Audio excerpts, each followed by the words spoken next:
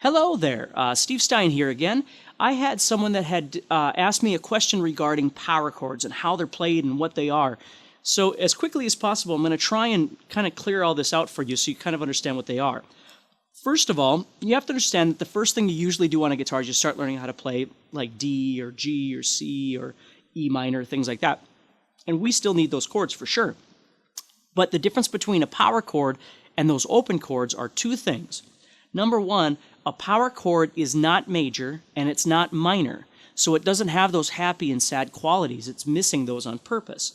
And the second thing that's different is, instead of playing in one spot on this, the power chords enable you to move anywhere you want to go on the guitar. So you move up and down this way, not only staying in just one spot. Okay, and certainly power chords are used for all sorts of different music, be it blues or rock and roll, country, pop music, and maybe even a little jazz, although probably much less in jazz, but certainly used by all kinds of styles of music. So anyway, let me show you what happens here really quick. If you were to take, for instance, an E chord, if you know how to play an E major chord, okay, the third string, the first finger right here, is the note that makes that chord major. So if I take that finger off, the chord becomes minor. So with a power chord, what happens is you don't want this string. You don't want to strum that string. So you don't want this finger here because you might accidentally strum it, and you don't want to take it off because you might accidentally strum that. You don't want that string. So you're left with the top three strings that are available for you to strum. So instead of making an E chord like this, what we're going to do is we're simply going to take these two fingers right here.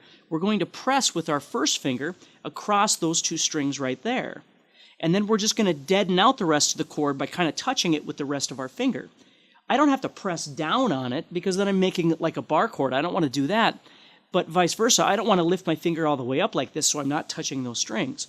The goal with a power chord is to press on the things you need and then deaden out everything you don't need, and that way it makes it easier for you when you strum. So this right here is an E major chord. This is an E minor chord. So that tells us that third string we don't want. Okay? So now take your index finger and press on those two notes right there of that E chord or E minor, whatever you want to call it, with your first finger, and then just kind of lay across the strings here.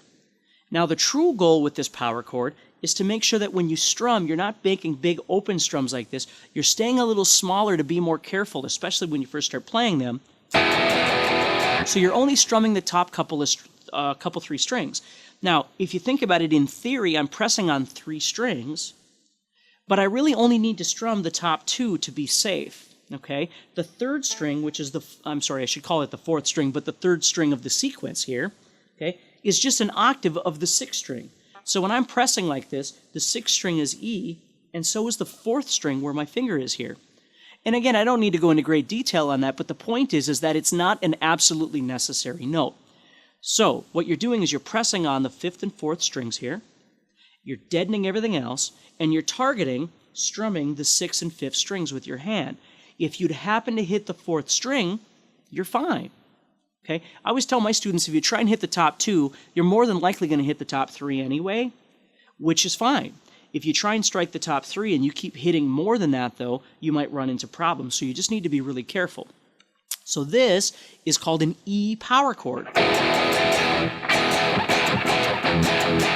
One of the most important power chords we can learn how to play. Okay?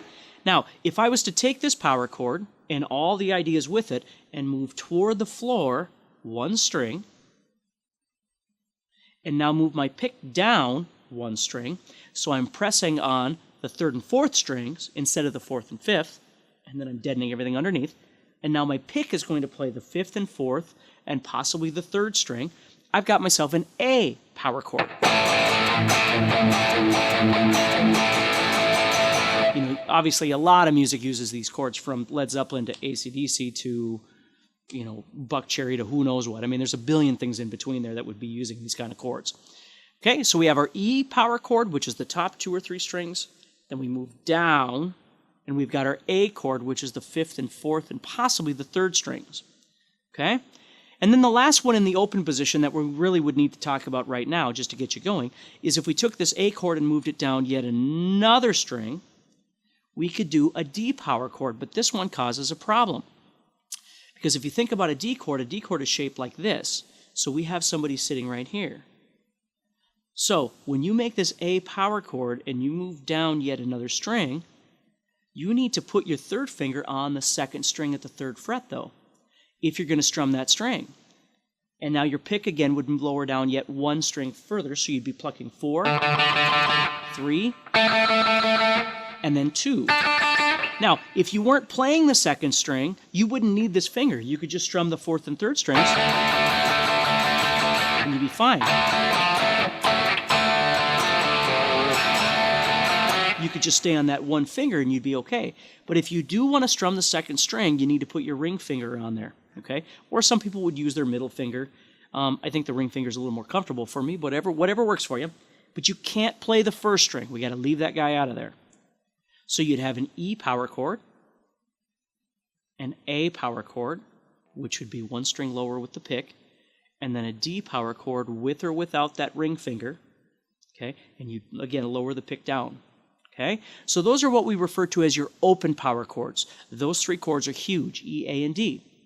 Now, let's move around a little bit. Let me show you that quick. So now we could do a power chord by making, on the 6th string, it doesn't matter what fret I'm at, I'm just going to show you how to do this. I'm going to go to the 5th fret of the 6th string, and I'm going to press my index finger on the 6th string, 5th fret. I'm going to take my ring finger and put it on the 7th fret of the 5th string, and I'm going to put my pinky on the 7th fret of the 4th string. And again now, I'm only going to play those top 2 or 3 strings. And the rest of these, I'm just going to deaden out with my index finger. I'm not pressing against them. I'm just laying against them. Okay? Now, there are 2 really important parts to this in making a power chord effectively. The first thing is your wrist and elbow placement. If you were driving a car, you'd be sitting like this, right? Most things we do in life, we're sitting like this. With a power chord, you actually kind of want to be like this, with your wrist in like this, okay? And if you think about it, here's why. If I come across to make this power chord and I'm in this driving position, my fingers are way down here. In order to get them up where I belong, I wind up having to curl my index finger and try and do this. Well, first of all, it's hard for me to reach, and second of all, now I've made this big mountain with my index finger, and I can't kill the strings underneath there. So if I thought about it, if I took this 4, group of 4 here, and I came across the guitar, but I turned this way, so my elbow's coming in, if I turn this way, I'm going to give those 2 fingers, those 2 shorter fingers, a lot more space to get to where they need to be. And now you're going to notice that my first finger is also straight. Okay? That way I can press on what I need and I can deaden out what I don't need by just laying across those strings. The second thing that people do incorrectly that you got to watch out for is if you're going to make this power chord or scales or all kinds of different things, as soon as you start raising your wrist up and doing this with your fingers, you're going to notice that you've lost all your distance. The biggest stretch you've got is when you do this with your hand. Okay? As soon as you do this, and they start pointing upward like this with your wrist up, they don't stretch very far because they all start facing each other.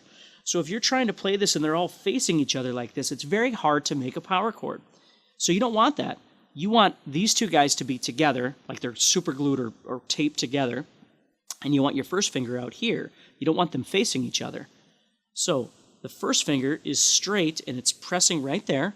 It doesn't matter where the rest of the finger is, it's just laying there. So it doesn't all need to be in the fret.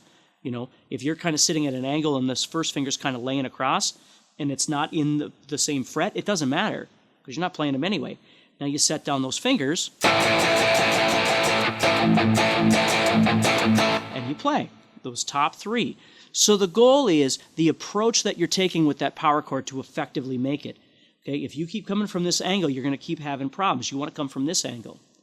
And the other thing is make sure that that first finger stays straight so it's giving you the ability to stretch, because as soon as you do this, you've lost all of that fret space. Okay? So if you put that there, twist around, and then set those guys down, you're going to have a lot more room. It's going to be a lot easier to make this. Then this chord is movable wherever you want to go. So the last thing we're going to do with this, really quick, to kind of wrap everything up, I'm going to take this chord then, and I'm going to move this down to the 5th string. So I'm just taking everybody and moving it down a string, which also includes my pick. Now I can move around on the 5th string. Whatever it is I'm going to play. So you've got all these open chords that you can utilize. You've got the power chord on the 6th string, and you've got the power chord on the 5th string. And then the next thing to always remember is that your pick needs to be careful. When you're strumming, I would suggest choking up quite a bit on that pick, okay, so you don't have a bunch of picks sticking out the bottom. That way you can be more accurate on the strings that you're actually trying to strike with your pick. So if you choke up on that pick, so there's less of pick showing, when you go to strum, use more of a wrist motion instead of a big arm motion. It'll make you faster in the long run as well because it's less distance to move. But the other thing that's nice about it is you're not probably going to hit so many strings because you have those small movements that you're making. So, okay? So I hope that helps you a little bit on learning how to play power chords. Again, the great thing about video is you can watch it as many times as you need. If you have some questions about it, go ahead and get a hold of me. And if you have any other requests, I'd be more than happy to help you with that, all right? So take care. Have a wonderful day.